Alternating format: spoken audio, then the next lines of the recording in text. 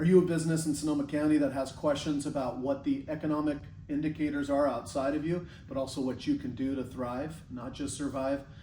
We got great resources all across the community, but right now I'm here with Onna Young, who's the head of the Sonoma Small Business and Development Center that's housed with the Metro Chamber. And Onna, what can you tell people about why they should come and connect with you about how to evaluate their business, how to evaluate how they can be effective going forward? Sure. Well, we're one of the best kept secrets around. We're an absolutely free service where your tax dollars at work. We're paid for by the SBA, the state of California, and local funders to provide free, no-cost expert advising. We have a team of 28 people who can help you with everything from starting up to selling your business.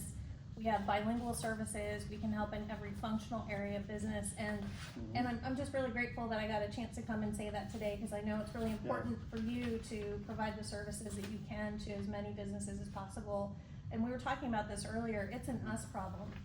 It's us collectively working together. So I just also want to thank you for your time today and showing me that piece of your dedication for the business community and your support of what we do and what the community needs. I appreciate it and appreciate you. You know, this team of experts, 28 experts all across different industries, they can be there to help you so that you have somebody to lean on. How many times have you as a small or medium business just been too busy to kind of like sit back and either strategize or then to spend a ton of time to kind of figure out what resources are there that can help you? These are individuals who are trained, they're ready to help, and the best way to get in touch with you is? Go to our website, Sonoma SBDC, which stands for Small Business Development Center.org. So SonomaSBDC.org.